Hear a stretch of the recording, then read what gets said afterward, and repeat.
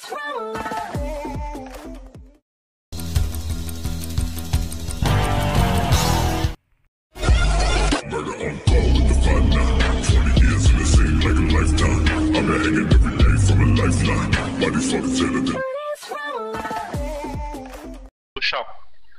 Shock ini terjadi bila sistem peredaran darah atau sirkulasi gagal mengirimkan darah yang mengandung oksigen dan bahan nutrisi ke organ vital.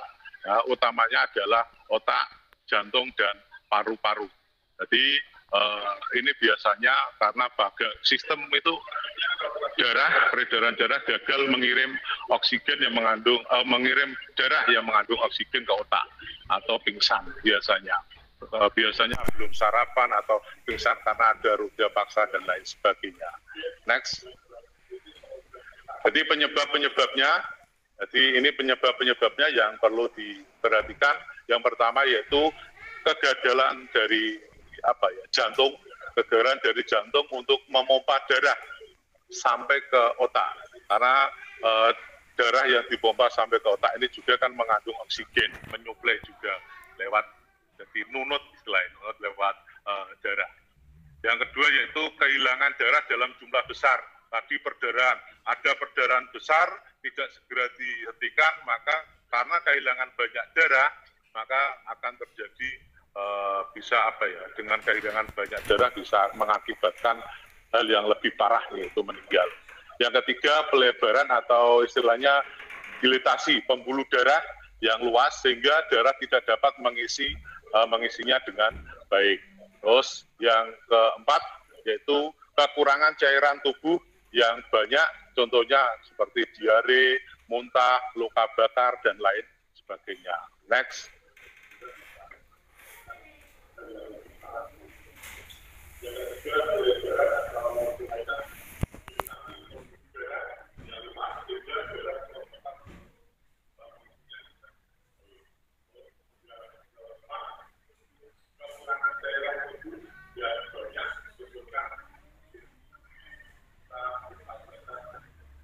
Ini tanda-tanda atau ciri-ciri ketika orang itu mengalami shock. Yang pertama yaitu pernafasannya cepat dan janggal. Kalau orang Jawa itu ngos-ngosan, seperti orang mengi itu ya. Jadi pernafasan cepat dan janggal semacam itu. Jadi itu pernafasan. Nah, kalau untuk nadi cepat dan lemah, cepat dan lemah nadinya. Untuk kulit biasanya berwarna pucat, dingin atau lembab. Pucat itu karena pasokan oksigen suplainya ke otak itu berkurang, jadi wajahnya itu pucat. Dan yang kelima, matanya ini biasanya pandangannya hampa, terus ini pupil melebar. Kalau orang tidak sadar kan pupilnya melebar. Kalau orang sadar, pupil yang warna hitam itu kan mengecil. Gitu. Ini ya tampak melebar gitu, seperti orang kalau tidur itu. Gitu. Next.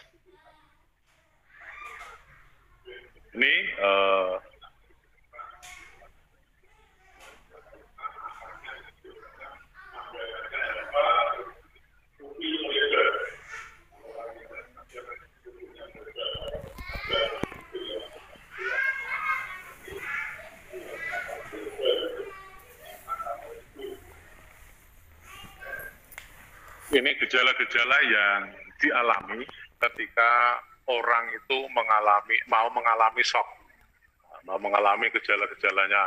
Yang pertama yaitu mual dan sering muntah, mau muntah tapi tidak bisa muntah. Terus yang kedua itu haus, jadi di tenggorokannya terasa haus gitu. Terus lemah, dan pusing.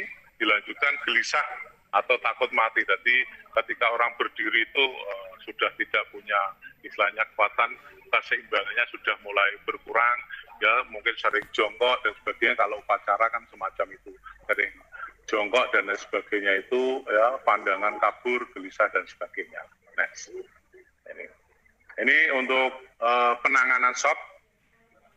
Penanganan shock yang pertama yaitu penderita dibawa ke tempat yang teduh dan aman. Jadi penderita dibawa ke tempat yang teduh dan aman, ya.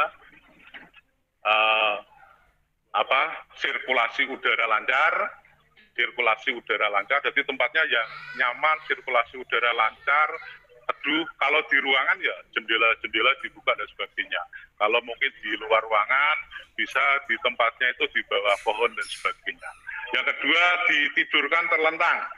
Tidur terlentang, tungkai atau kaki itu ya, tungkai ya, ditinggikan kurang lebih 20 sampai 30 cm. 20 sampai 30 cm. Bila tidak ada kecurigaan patah tulang ya, patah tulang atau patah tungkai ya kita tinggikan, tidak apa-apa. Jadi penanganan shock kalau kondisinya aman, tidak ada perdarahan, tidak ada patah tulang ya, setelah kita terlentangkan kaki atau tungkai kita angkat sekitar 20 sampai 30 cm. Kalaupun bagaimana untuk mengganjalnya itu bisa menggunakan kaki kita sendiri atau bisa menggunakan kardus atau menggunakan benda apapun lah yang bisa mengangkat. Terus yang ketiga yaitu melonggarkan pakaian, bukan melepas tapi melonggarkan. Ini yang sering salah paham. Ada yang dilepas itu tidak boleh. Nanti kita akan dicurigai yang tidak-tidak. Jadi hanya melonggarkan. Berarti mungkin kancingnya dilepas, yang mungkin pakai jilbab itu yang kenceng itu kalau cewek ini dilepaskan, sabuknya dilonggarkan, yang pakai sepatu mungkin sepatunya dilepas dulu, kaos kakinya dilepas, ya pakaiannya dilonggarkan. Terus yang selanjutnya yang keempat yaitu mencegah kehilangan panas tubuh dengan memberi selimut. Kalaupun tidak ada selimut, kita bisa memberi mungkin menggunakan jaket, menggunakan baju dan sebagainya. Intinya apa? Mencegah panas tubuh ini biar atau penderita biar tidak kedinginan. Jadi kalau ada selimut ya selimut, kalau ada mungkin jari, ada telapak meja, baju dan sebagainya itu bisa. Nah, terus yang kelima yaitu menenangkan penderita. Kalau penderitanya mulai sadar kita tenangkan kalau sudah sadar. Yang keenam memastikan jalan nafas dan pernapasan baik. Kalau tadi diterlentangkan mungkin kepala bisa dimiringkan ke kanan maupun dimiringkan ke kiri supaya apa? Supaya jalan nafas ini terbuka, pernapasannya baik. Nah, yang selanjutnya yaitu mengontrol perdarahan dan rawat cedera lainnya. Kalau ada perdarahan tadi, jadi ketika pingsan sudah pingsan ada perdarahan, maka kita segera yaitu jalan nafas kita pastikan terbuka. Setelah itu perdarahan kita tangani dengan tadi cara menekan tidak langsung, setelah itu meninggikan atau elevasi ya. Sampai betul-betul berhenti. Terus bila ada oksigen kita beri oksigen.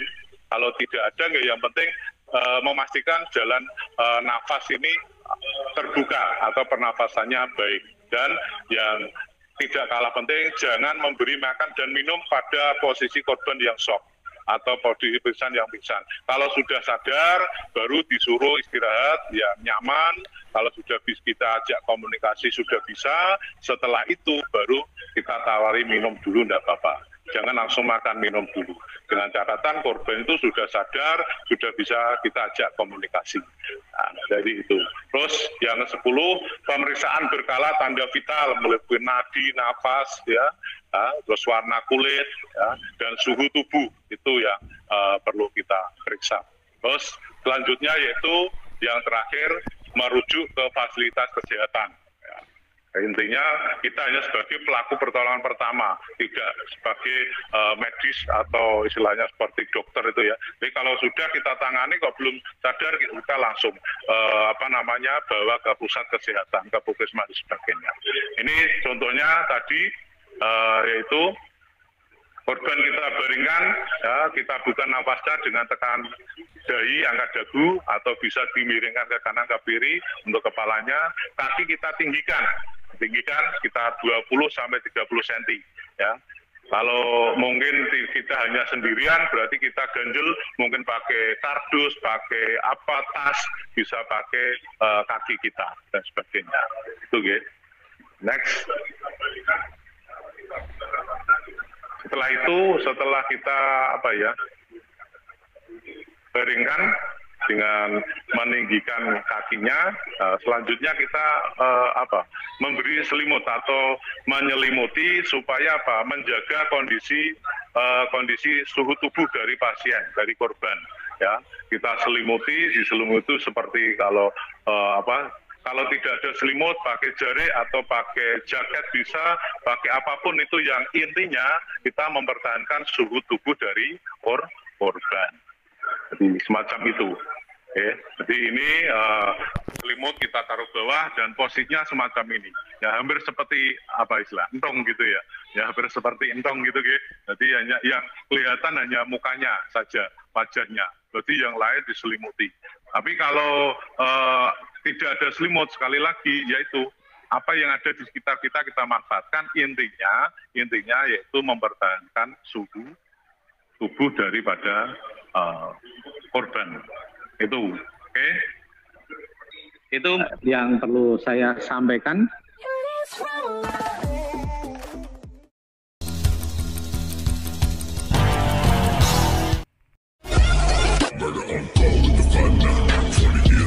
Like a lifetime, I've been hanging every day from a lifeline. Why these fuckers